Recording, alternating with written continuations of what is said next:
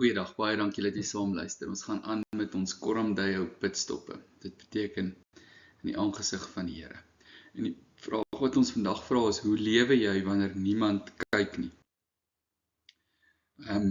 Daar's mos partykeer 'n neiging, die Here sien mos nie, of as jy dit net nie voor die regte mense doen nie, dan sit heeltemal oukei. Kyk bietjie hier na Jesegiel 8 vers 12.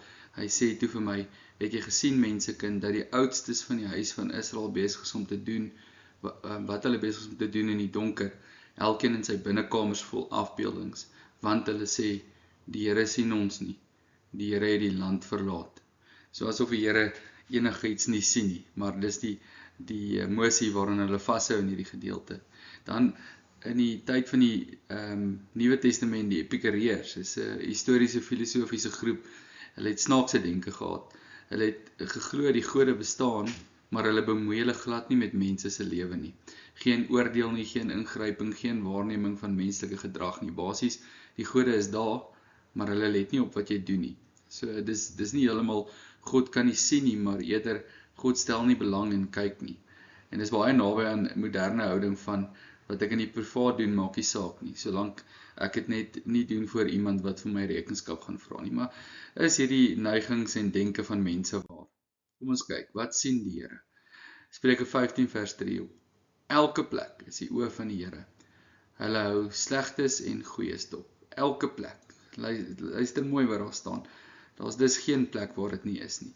Jeremia 23 vers 24, of kan iemand in geheime plekke wegkruip en ek hom nie sien nie, is die uitspraak van die Here.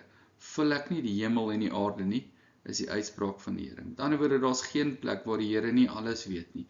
Hebreërs 4 vers 13, ja, niks wat geskape is vir hom verborge nie, maar alles is oop en bloot voor sy oë, om teenoor wie ons moet verantwoord.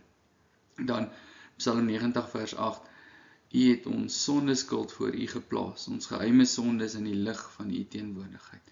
Die Here ontbloot als, daar's niks wat gebeur wat hy nie sal sien en dis oordeel nie.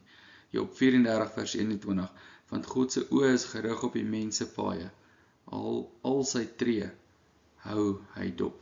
So, dis veilig om te sê, daar's niks wat die Here nie sien nie. Oral waar ons gaan, leef ons in die aangesig van die Here. So, wanneer ons lewe, wanneer niemand kan sien nie, dan moet ons weer die Here sien steeds. En daarom is ons roeping leef heilig, selfs in die geheim. Hoekom? Want die eerste ding is, God sien alles, ons weet nou hy sien alles. Maar die tweede een wat baie belangrik is en hierby aansluit is, ons is anders. Ons is nooit meer in die geheim nie, want ons het 'n tempel van die Heilige Gees geraak. Die Here leef in ons, soos Paulus sê, is nie meer ek wat leef nie, maar die Here Jesus wat deur my leef. En hierdie anders wees, sê daarom ek lewe 'n lewe waar ek heeltyd my hande in die Here se hande sit. En alles wat ek dink, doen en sê ek saam met die Here en is my groot mikpunt om hom daarin te verheerlik. So lewe ek wanneer niemand kyk nie. Ek lewe asof ek weet, of nie asof nie, ek weet, die Here kyk en die Here sien.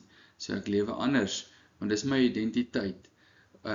Om voor ander mense anders te gaan leef, sou voorgee wees. Ek hoef nie voor te gee nie, ons hoef nie voor te gee nie, want die Here verander ons werklik. Ons sterf binne in onsself en ons staan op in 'n nuwe lewe in ons Here Jesus Christus, om altyd, orals, nuut te leef, selfs al kyk niemand nie. Kom ons bid saam. Almagtige God en Hemelse Vader, dankie vir die voorreg om te weet dat U orals is en dat U alles sien.